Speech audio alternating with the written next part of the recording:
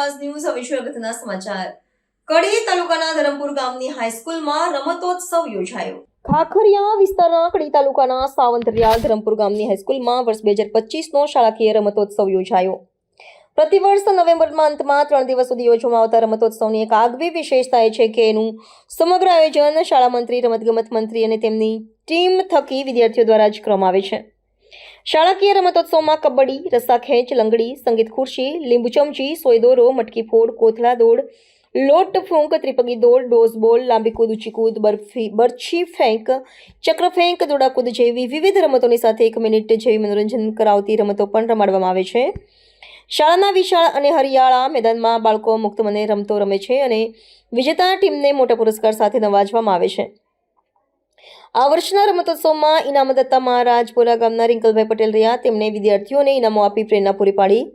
શાળાના ઉત્સાહી વ્યાયામ શિક્ષક શ્રી વિજયભાઈ, ભાવેશભાઈ, સુરેખાબેન, રશ્મિકાબેન, ચિરાગભાઈ, પરસોત્તમભાઈ, રસિકભાઈના પ્રેરણાદાયી માર્ગદર્શનમાં પ્રતિવર્ષ યોજવામાં આવતા રમતોત્સવમાં બાળકો ખૂબ ઉત્સાહથી ભાગ લે છે। શાળાના આચાર્ય ડોક્ટર ધર્મેન્દ્રભાઈએ શાળામાં એવી પરંપરા રચી છે કે શાળાના તમામ વિદ્યાર્થીઓને વર્ષના પ્રારંભે જ 4 ટીમમાં વહેંચી દેવામાં આવે છે। ગાંધી, જવાહર, સરદાર અને સુભાષ એવી 4 ટીમો વચ્ચે વર્ષ દરમિયાન સાંસ્કૃતિક, શૈક્ષણિક અને શારીરિક રમતોની વિવિધ સ્પર્ધાઓ યોજવામાં આવે છે અને પ્રથમ સ્થાને વિજેતાને 10 ગુણ, દ્વિતીય સ્થાને વિજેતાને 7 ગુણ અને તૃતીય સ્થાને વિજેતાને 5 ગુણ આપવામાં આવે છે।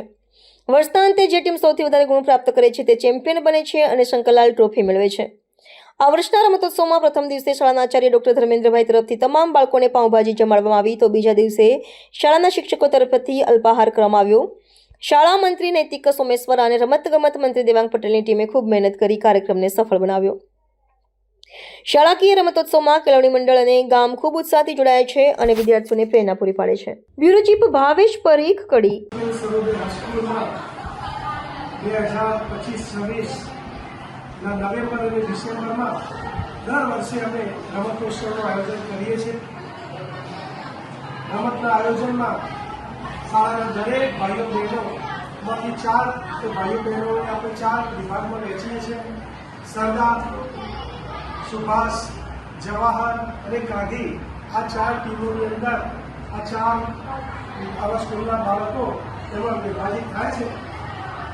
આ રમતોત્સવની અંદર લગભગ 25થી વધારે રમતો સામેલ કરીએ છીએ। 25 રમતોની અંદર આ બાળકો ભાગ લઈને એ આગળ વધતા હોય છે। આ રમતોત્સવમાં એ છેલ્લે ઇનામ વિતરણ પણ થતું હોય છે। રમતોત્સવમાં જે પહેલો, બીજો, ત્રીજો નંબર મેળવે છે એને પુરસ્કાર પણ આપતા હોઈએ છીએ। દર વર્ષે અલગ અલગ દાતાઓ તરફથી દાતા તરફથી ઇનામો પણ મળતા હોય છે। આ વર્ષે અમારી સ્કૂલના ભૂતપૂર્વ વિદ્યાર્થી પટેલ રિંકલ લંબાણીભાઈ તરફથી અમને ઇનામના સ્વરૂપે એ ભેટ મળેલ છે। આ ઇનામ વિતરણ અમે સરસ એવા બાળકોને છેક સુધી એને યાદ રહે એવા ઇનામો લાવીએ છીએ અને એ રીતે છોકરાઓને પ્રોત્સાહિત કરીએ છીએ। સાથે સાથે શાળાની અંદર 2 દિવસ રમતોત્સવ પણ થાય છે। આ વર્ષે 27, 28, 29 નવેમ્બરના રોજ અમે આ રમતોત્સવનું આયોજન કરેલું। એમાં 2 દિવસમાં તો અમારે શાળાના બાળકો રમે પણ છે અને સાથે સાથે જમે પણ છે। પહેલા દિવસે અમારા શાળાના આચાર્યશ્રી તરફથી ભાજીપાવનો બધા વિદ્યાર્થીઓને ભાજીપાવનો જમણવાર એમના તરફથી હતો। બીજા દિવસે અમારા સ્ટાફ પરિવાર તરફથી પણ એ બાળકોને એ બટાકા પૌવાનો પણ એમને પ્રસાદ મળેલો હતો। બીજા દિવસે સવારની સ્કૂલ હોવાથી એ અમે ચોકલેટ વિતરણ કરીને એ 3 દિવસમાં રમતોત્સવનું આયોજન કરીએ છીએ। 3 દિવસ ફક્ત બાળકોએ ભણવા સિવાય રમવાનું જ એક કામ કરવાનું હોય છે। મન ખોલીને આ 3 દિવસ આ બાળકો રમતા હોય છે। 25થી વધારે એ રમતો આ 3 દિવસમાં બાળકો રમતા હોય છે અને એ 25થી વધારે રમતોની અંદર બાળકો ઉત્સાહથી ભાગ લઈ અને આ રમતોત્સવનું એમાં ભાગ લઈને એ રમતોત્સવ પૂર્ણ કરતા હોય છે। રમતોત્સવનું આયોજન અમારા સ્ટાફના આચાર્યશ્રીના માર્ગદર્શન સાથે સાથે અમારા સ્ટાફના શિક્ષકો મિત્રોના માર્ગદર્શન હેઠળ આ રમતોત્સવનું આયોજન થતું હોય છે। રમતોનું ટોટલી કામ, ટોટલી જવાબદારી એ અમારા બાળકો એના શિરે હોય છે. એમાં મુખ્ય શાળાના GS એ આ રમતોનું આયોજન કરતા હોય છે. સાથે સાથે રમતોના કન્વીનર પણ રાખતા હોય છે. સ્વયંસેવકો પણ એમાં સામેલ રહીને આ રમતોત્સવને સફળતાપૂર્વક પૂરો કરતા હોય છે. નમસ્તે પ્રિન્સિપલ સર, મારું નામ સોમેશ્વર આનંદજી વિનોદભાઈ. હું ધોરણ 12માં અભ્યાસ કરું છું. મારી શાળાનું નામ શ્રી ટી.ઓ. પટેલ સર્વોદય હાઈસ્કૂલ. મારું પદ GS છે. GSમાં મારી અંડરમાં ઘણી બધી ટીમો હોય છે. એમને મારે કામ સોંપીને ચેક કરવાનું કે બરાબર કરે છે એ મારી જવાબદારી હોય છે. એમાં ઉદાહરણ તરીકે પુસ્તકાલય મંત્રી, પછી સફાઈ મંત્રી, સાંસ્કૃતિક મંત્રી, એવા ઘણા બધા મંત્રીઓને કામ સોંપીને અઠવાડિયામાં મિટિંગ કરીને તે કામ બરાબર કરે છે તે મારે ચેક કરવાનું હોય છે. અને અમારા રમત ઉત્સવ હમણાં જ કર્યો 2 દાડા પહેલાં.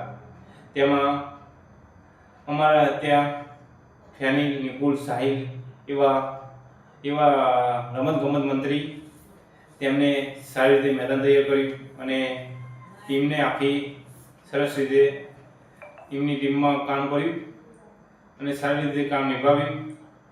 અને પછી બીજી એક વાત કહું તમને કે ખાસ ધન્યવાદ તો અમારા પ્રિન્સિપલ સરને કે તેમના કારણે હું GS બન્યો અને GS બનીને મને જવાબદારીની કોઈ વસ્તુ મળી. જય ભારત.